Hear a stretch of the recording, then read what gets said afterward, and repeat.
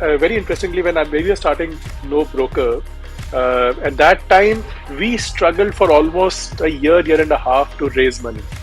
And when we spoke to investors, most of them said कि ऐसा कुछ भी ना चाइना में एग्जिस्ट करता है ना यूएस में एग्जिस्ट करता है तो इंडिया में क्यों चलेगा. So a very different kind of a solution which we had, and we knew that the market dynamics are so different because China and the US are very regulated markets where brokers are certified and kind of extremely different dynamics, right? And what we were building was a solution for India. It's made for India. It's a solution that exists for the developing markets. So I think we struggled quite a bit to explain this to the investors that time, that a solution which is very different from what exists in the Western world. Today, I had the pleasure of having Saurabh Garg on the 1947 Operators podcast. Saurabh is the co-founder of NoBroker. NoBroker is a revolutionary real estate platform that makes it easier to buy, rent, or sell a home without paying any brokerage. It's a one-stop shop for the entire real estate journey. Saurabh is also a prolific angel investor. In this episode, we covered what drove Saurabh into angel investing, what's his investing process like, how does he evaluate founders, importance of having operator angels on the cap table, the founding story of NoBroker, and much more. Man, I had so much fun chatting with Saurabh and I ended up learning a lot from him. I'm hoping this conversation would be useful to you all as well. Super excited to finally have Saurabh face to face with me, first of all, and digitally, and on the 1947 Operators podcast. Saurabh, welcome to the show. Thanks, Shiva. Very happy to speak to you face to face after speaking for so many years. Absolutely. Saurabh, we'll dive right into it. What drove you into angel investing? And do you remember your first angel investment? How did that come about? Yeah. So I think angel investment happened more from my belief that India is going to be a great economy in the next 25, 30 years. So clearly when we started NoBroker, we saw that there were a lot of companies which were coming that time, and over a period of time we saw that how they grew, how NoBroker grew. And I think India is very unique because what is projected is by 2050 it will be a 30 trillion economy, the second largest economy in the world, and of course young population, great talent which exists. So I mean, just the fact when I started speaking to some of these companies, some of these founders who were building these companies, it was so exciting. And I think that's how angel investment started happening. Uh, Very frankly, I've never, gone out and looked for angel investments. People have come and started speaking to me. And, very interestingly, when we were starting NoBroker, at that time, we struggled for almost a year and a half to raise money. And when we spoke to investors, most of them said कि ऐसा कुछ भी ना China में exist करता है ना US में एग्जिस्ट करता है तो इंडिया में क्यों चलेगा. So a very different kind of a solution which we had, and we knew that the market dynamics are so different because China and the US are very regulated markets where brokers are certified and Yeah. kind of extremely different dynamics, right? And what we were building was a solution for India. It's made for India. It's a solution that exists for the developing markets. So I think we struggled quite a bit to explain this to the investors that time, that a solution which is very different from what exists in the Western world can exist. So I think my opinion is that personally, a lot of these made for India solutions will emerge, and these would Yeah. be done by entrepreneurs, by smart founders who figure out that the solution which exists for the Western world would not work in India. And I think that's how entrepreneurship, investing in entrepreneurs started. I think one of my first investments uh, was, I think, mostly to friends, friends' business. A friend of mine started Pilgrim, which is a, Mhm. D2C company. I think that was one of my first investments which happened, and they've done extremely well since then. Anurag Mhm. is a great founder. Yeah, Got it. And no, I think you rightly said it, Saurabh. You were looks like you were, before the time. Meaning, mostly VCs were looking at, okay, is there a business model similar in the West, or is there a business model similar in China? But now, for example, No Broker, Misho, and few others, and yeah, it seems like, down the road, I guess it's only gonna increase, meaning, the risk capital is gonna increase in India, because we're going through that cycle. There'll be repeat yeah, founders, there'll be repeat operators. It's a function of really the cycle we are in. And sort of, typically, as you said, you, as a operator, as a founder, you just, mostly back your friends, leaving companies, starting companies. But maybe you can walk us through, like, what's your investing process like? How do you source deals? How do you evaluate founders? And how do you kind of, like, here are like two, three things that just triggers you to invest. Okay, I'm in. yeah. No, so it's not that I invest only in friends. I've done many investments which are into people whom I already knew. Uh, but I think, look, this is not a full time job for me. This is something which I do if something excites me really well. So most of these deals are inbounds coming through either LinkedIn, somebody mailing me just directly, or somebody introducing me to say, okay, these are great people doing something fabulous. Would you like to look at that? So I think I put zero effort in sourcing the deals as such. They whatever comes to me directly, I look at that.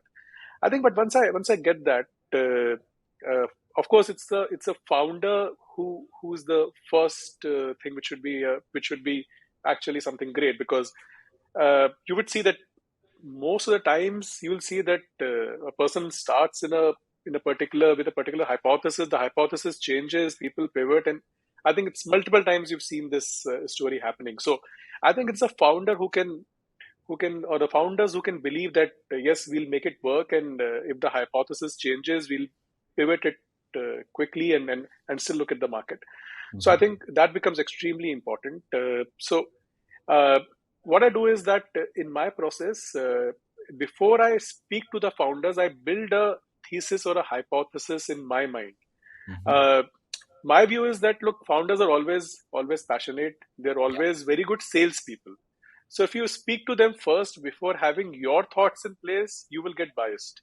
So what I do is I typically ask them to send some basic information which I can digest, do a little bit of my homework on how large the market is, how large the market is going to be. Is the problem acute enough? Does it need a solution, or can people live with the solution? And have whatever some questions which I would want to ask the founders. And if I'm having some kind of this hypothesis ready, then I want to speak to the founders. I don't want to speak to them with a bias already in my mind, because most of the founders are great salespeople. Yeah. So so then I speak to the founders, understand their point of view, what answers they have to the questions which I have. I also look at what founders have done in the past, how passionate they were about what they were doing in their previous jobs or in their previous venture if they were running any. Because I mean, if somebody comes and says कि नहीं मैं पहले ही company में काम कर रहा था एकदम बोर हो गया था मुझे तो काम पसंद नहीं था, that is Mhm. not a good reason for you to start. I think Yeah. if somebody says, oh no, it was great work, I was very excited, but I stumbled upon this opportunity and I thought this can actually change the world or make things better for people. I think Mhm. that's what excites me a lot more. Mhm. I also do some bit of reference check on the founders to understand, how they've operated in the past, what their friends or somebody whom they know, what they think about them. I think because clearly it's 90% founders and 10% everything else. Mhm. That's what I do for diligence. Yeah. Got it. Sort of a flip question would be, what are the traits of a, I would say, mediocre talent? So I think one, I clearly feel that somebody who's not excited about what they were doing in the past. I mean that really puts me in a very different phase, and I don't think that is very exciting. Uh, I think second would be if somebody is just trying to copy a trend rather than having great insights on why this will work, or why if something else was tried in this market earlier didn't work. Somebody who are having some insights into the customer, because clearly what we're doing is as an entrepreneur is solving a customer problem. If we don't understand that and just blindly following a trend, I think that's a pretty red sign for me.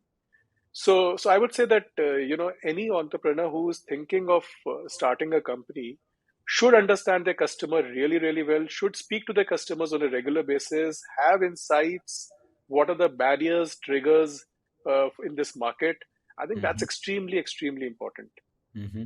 Seems like it's more of like a, it should be really a natural extension of who they are. And it could be past experiences that they've had or something they've just can't stop thinking about it. And sort of, what kind of check sizes do you write, and and what kind of industries are you sector agnostic, or are there any industries that you are really, really, excited about? Look, broadly, I'm sector agnostic. I don't think I am very, very focused on some specific industry, but there are some industries which I really like and understand better. So, Hmm. I mean, I like platform plays. I think because that's something which I've done at NoBroker, so I understand how a platform play pans out. So, I think platforms really excite me. It might be in any industry, but that is something which I really look for. Uh, Hmm.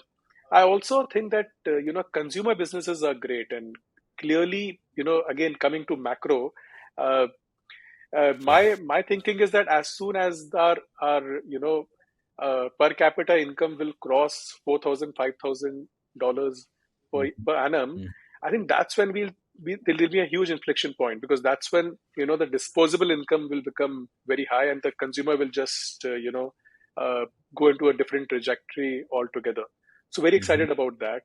Uh, I think health is also one where, again, I feel that with increasing spending power, people are going to spend a lot more. So that Yeah. also excites me a lot. But having said that, I think I've invested across sectors, across various industries, from as old as matrimony to jobs to multiple things. Uh, my ticket size, Hmm. I think, could be as small as 5K USD. I've also invested 150K USD. I think so. It depends on the company. Yeah. Uh, it's very, very broad. Seems like that 150K was a very high conviction driven check, Saurabh. I think it was over multiple rounds. So yeah. Got it, got it. And Saurabh, you've been investing for some time now. You've done some deals. Based on your experience, what's something that you know now you wish you knew it earlier? So I think that's a that's a difficult question, but Yeah, but look, again, I think that it's 90% founder is something which I think I knew earlier, because many yeah, times I've missed deals where I thought that founder is great, but I'm not too convinced on the market size. But I've seen many of those companies actually create the market and become much, much bigger than what I would have yeah. anticipated. So I think, that founders' passion, and they can clearly also sometimes create a market, is something which I didn't know of. So I think Mm. from I think I should be more careful about how founders think about market being developing, and also look at if that is something which I can take into consideration when I'm investing. Got it. So it's almost mostly about the founders, and they'll just figure it out. And sort of, what was the founding story of No Broker? Yeah.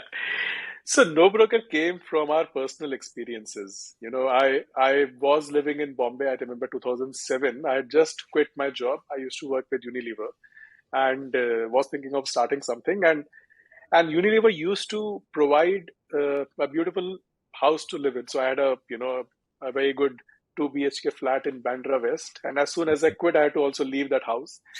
And that was the first time when I had to figure out where to live. Because all my life, either I lived at my parents' house, I was living in hostel provided by the institute, or then Unilever provided a house. The first time I had to figure out how to live, where to live. And that's the time when I first time actually had to uh, go through this entire process of meeting brokers and stuff. So because I had just quit the job, I thought that let me save money on brokerage and try and find a house without a broker. And Hmm. I tried all the platforms that existed, real estate platforms, horizontals, and I think I tried for almost 2 months to find a house without a broker. Failed Hmm. miserably.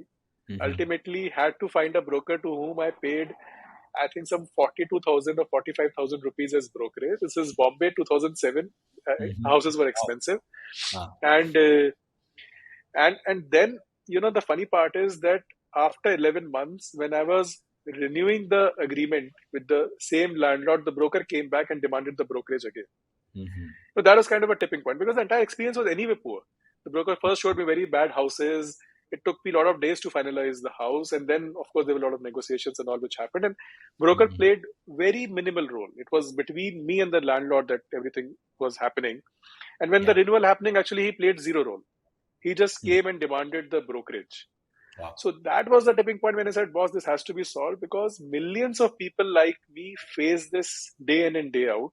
Hmm. And I booked the domain name NoBroker.in at that time. Although we started NoBroker in 2013-14. And I think Hmm. 2010-11 is when I started looking at can we start NoBroker, started meeting people to understand whom we can work with. And then I met Akhil and Amit, who are my co-founders at NoBroker. Akhil is my junior from IIT Bombay, and Amit Hmm. is my batchmate from IIM Ahmedabad. So when I Hmm. spoke to them about this idea, both of them immediately related to it. So Hmm. Akhil had gone through similar experience in Bangalore, where he had a very, very bad experience. Yeah. Amit had similar experience in Bangalore and Calcutta. So all of us realized that, boss, this is a big problem. And that's when we came together and started building No Broker in 2013. Love it. You really went after a personal problem. And Saurabh, you said it took you 1.5 years to really convince investors. Who was it could be an angel, it could be a VC, who just gave you so much confidence? Meaning he committed, he got convinced in what you're Yeah. building. So, it's a very funny story, Shiva. When we started, we're not able to raise money for almost a year. And then, one day, after discussion with multiple investors, and we had met all the VC funds at that time, which existed in India. कोई Yeah. एक भी आदमी ऐसा नहीं होगा जिससे हम जाके नहीं मिले होंगे. Yeah. So ultimately, three people said कि boss, we are convinced and we are going to give you a term sheet next day or day after. Something like that happened. I Hmm. clearly remember कि Tuesday था वो. Hmm. And we are very happy. I, Akhil and Amit said कि boss अब तो हो गया. अब तो now we've been bootstrapping और अभी छोटे स्केल पे कर रहे हैं. Now we can scale it up. शाम को हम लोग गए, हमने Hmm. एकदम बियर पिया, पार्टी करी कि boss we are now set. Next Yeah. day morning, there was a front page news that housing has raised $90 million from SoftBank. Wow. You know, and all the investors then said, "Ki boss, this market is now solved. Housing is going to solve for it." Some people said, "Ki nahi, nahi, हमें तो आपका नाम ही समझ नहीं आ रहा, no broker." Hmm. Some people said something else. So I think there were a lot of reasons, but everybody backed out. Hmm. So it was a very, very difficult phase for us. And again, for 5, 6 months, again we were trying to convince people कि नहीं भाई कोई तो invest कर दो. मतलब it's Hmm. such a large market. And ultimately, so everybody had told us this, but we never realized this, that you just need to convince one person, like Yeah. you're asking. And that was SAF Partners, Elevation Capital, who are now called Elevation Capital. Hmm. They came and they said, "Ki boss, we are convinced that this is a market, this is the right team," and they gave us $3 million. I think Got it. that's what we needed. So Yeah. yeah. And do you remember when who broke the news of housing raising so much capital? Who called who? No, I'm usually a one who rises very early, so I think I woke up at 5:30 or so. I saw the newspaper and thought, boss, ये क्या हो गया? So I called up Akhil and he said, यार $90 billion raise कर लिए. हम तो 1 to 3 million मांग रहे हैं. They have raised $90 billion. Yeah. So yeah, I think that was quite a shock. 2-3 दिन तक तो हमें Yeah. समझ नहीं आया कि अब क्या करना है. Yeah. Man. And also, Saurabh, did you had operator angels on your cap table, and what was the rationale behind it? Why did you have them? And do they like are they important to have on the cap table? So like initially we didn't have. So for the Yeah. first 1.5 years which you're talking about, we were bootstrapping. We didn't have any investor to come in. Later in our journey, of course, Anand and Vijay from Paytm invested in the company. Look, Mhm. the good thing about having an angel is that many times they can actually be a bouncing board. So at Yeah. least when I see myself as an angel, I see that many times when the founders get stuck somewhere where they feel ki, okay, I don't know whether I can speak to my VC investors about this, they come to me and speak to Mhm. me about that this is the problem which I'm facing, I'm stuck there, or this is what I'm thinking, it seems very wild. Do you think this something like this can actually be built and scaled up? So I think angels can be a really great bouncing board because as operators they have gone through multiple of these cycles. Mhm. For example, in our case, we have seen so many ups and downs. From the fact कि term sheet आने वाली है से term sheet चली गई, to fact कि some 60-70 brokers attacked our office, broke everything, to the fact that almost for Mhm. 5 years after a first fund raise, no Indian VC invested in us. So I think we've seen multiple crises happening. Uh, Yeah. so I think those experiences are very valuable, and we are able to provide a lot of those experiences to the founders when we speak to them. Uh, Yeah. we've also seen that especially I think in many businesses, uh, some experiences where we have scaling up business. Maybe it's a platform business. For example, I remember one platform business which I was speaking to, and I was telling them what is the importance of having a supply on the platform. How Mhm. important it is to bring supply first, demand will automatically come. So this is something which, of course, you've learned over our last 8-9 years of journey and seen that wherever we are able to bring supply, demand automatically comes in, and this translates into most of the platform businesses. So some of Mhm. these basics also become very important when people are scaling up businesses. So I Mhm. think it's a mix of acting as a mentor. Lessons from our learnings, or if they have any insights which we can give them. Yeah. Got it. And sort of the more and more I speak people with high functioning, just like more convinced I'm getting that, man, you're mostly just figuring it out, and it's mostly about just staying at it, and you'll keep getting the inflection points. And as discuss how many ups and downs that you've seen in your journey. So with this sort of my co-pilot, he is a little restless. He wants to get in. His name is Alfonso, and he wants to ask you, how much of your success would you attribute to luck, and why? Look, I don't know whether you call it luck or whether you call it timing. That is actually very, very critical. So just think of it like I just spoke about a timing. If you had got a term sheet or if you had got money just 1 week before that, you know, before SoftBank raised, probably we would have saved that 6-7 months of pain which we had to go through. But again, I also feel that some of these pains are important for you to build that DNA of the company. Especially, I was telling you about that some 50-60 brokers attacked our office in 2015 once we started scaling up and having a small office in a bungalow in HSR, where we were in very naive to say we don't need a guard or a security or a CCTV camera because we never felt that our disruption will cause this kind of reaction. But I Mhm. think that was a very important inflection point because all of us in the entire team which was there started believing after that we are doing something right, and that's where there is a reaction which is coming, and the Mhm. entire team rallied behind the cause very, very strongly. And most of the people who were there in the team at that time are Mhm. still with the company after almost 8-9 years.